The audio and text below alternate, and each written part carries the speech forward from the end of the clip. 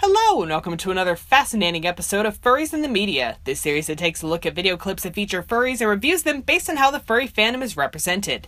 I'm your host, Abergwine, and today, let's check out a special report from FoxCT. The reason why we decided to do this story is because last month there was a scare at the Enfield Library when a person walked in dressed as an animal, and that freaked out the librarians because a child approached the person. At the time, the library didn't understand that it was just a furry. Well, we wanted to get a better understanding of what furries are and to clear up misconceptions. And what we found is, with furries, there's really nothing to fear. I think the library's concern is legitimate. Anyone wandering around in a costume that covers the face is going to raise suspicion, regardless of whether it's a fursuit or a clown costume. But I love that this news reporter has taken the initiative to further investigate the story and use it as an opportunity to better inform the public about furries instead of resorting to fear-mongering. Go around. Jonathan is always top dog with Yukon fans. And Pucky is the world's only ice skating whale. Am I doing all right? Neither says much. Actually, they don't say anything at all, despite being man and beast. A mascot usually represents a team or some other larger concept. It doesn't represent an individual. I personally wouldn't consider mascots to be furry, but for people outside of the furry fandom, a mascot is the closest real-world comparison. They are anthropomorphic. Definition: ascribing human characteristics to non-human things. This is a great definition of anthropomorphic. Non-human things can also refer to things that aren't animals. Clippy, for example, is an anthropomorphized paperclip. And even though I wouldn't necessarily classify them as furry, the mascots we saw earlier are definitely anthropomorphic characters. Zen Fuhrer is more of a fun-loving, free spirit. Nom nom nom nom. Who, unlike some furries, doesn't think he has an animal spirit. I can't really say the same for me. I don't believe with my heart that I'm a fox in a human body. Generally speaking, furries usually identify with their persona on some level, but it seems that very few furries have a spiritual connection with their persona. That's getting more into Therianism, and I like that the report makes it a point to mention that not every furry feels that they have an animal spirit. In his human body, Static was more of a lone wolf. He didn't belong. But as his character developed, so did his confidence. That first time that somebody asked me if they can have their picture taken with me was pretty cool. Static is now part of a pack. Having any hobby can improve a person's mental health and even provide a place to fit in within a community of others who share that same passion. I wouldn't be surprised if being involved in the furry fandom could also provide these same benefits.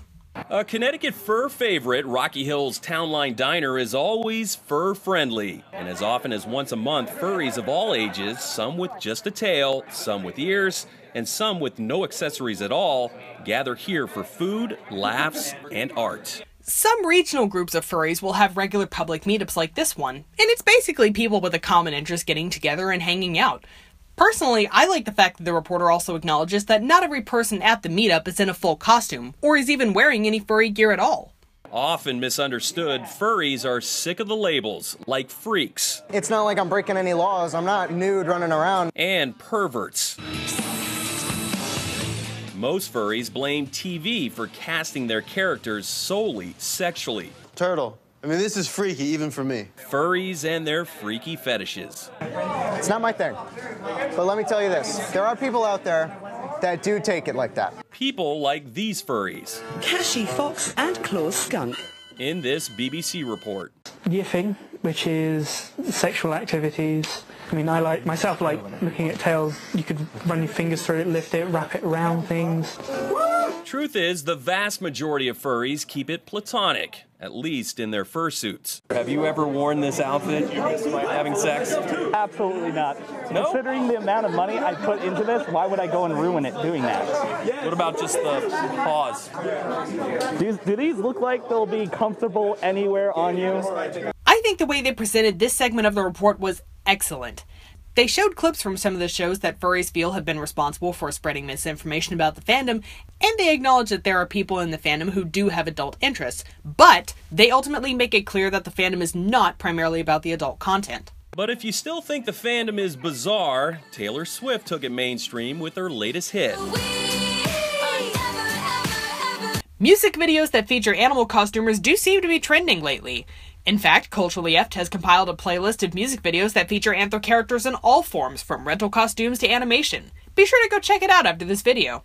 And a great thing furries do is raise a lot of money. At this year's Anthrocon in Pittsburgh, they raised $12,000 at the convention for a pit bull dog rescue. Do a lot of great stuff, those guys. Well, that's great. Some of those costumes are just unbelievably elaborate. Absolutely. Cost $1,500 and up. So really not too many furries have a full fur suit because it's so expensive, but when they put it on, they mean business. Furry conventions often do raise a lot of money for charities, but my favorite part of this is not only do they mention that fursuits are expensive, but they state the price tag as being the main reason why many furries don't own a fursuit. I think it's my favorite part because the price tag seems to be the most common reason why many furries don't own a fursuit, but they also straight up say that not many furries have a fursuit. They acknowledged it! Let's take a look at the review stats. Information accuracy is 83%, and the spirit of the clip is 100%, giving us an average score of 92%. And now time for my thoughts. When I was verifying the amount donated to charity by Anthrocon 2012, there seemed to be a bit of a discrepancy. The news report said around $12,000 had been donated, but Anthrocon reported around $20,000 had been donated. I did, however, notice that the charity fundraising for Anthrocon 2011 was closer to $12,000. If anything, I think this was more likely to be an honest mistake on behalf of the news report than anything intentional. But hey, whether it was $12,000 or $20,000, I still think either amount raised for charity is absolutely awesome, and I love that this news report made it a point to mention the charity donations. This is a reporter after my own heart. Given the context of the incident at the library that sparked this investigation, this report could have gone in a completely different direction. But instead of letting fear get the better of him, this news reporter took the initiative to learn more about furries for himself and then shared his findings in his report. To FoxCT, and especially to John Carlton, for taking the time to follow the voice of curiosity and then sharing the findings, I thank you. Well, that's it for today's episode of Furries in the Media. Have fun, stay awesome. Bye-bye!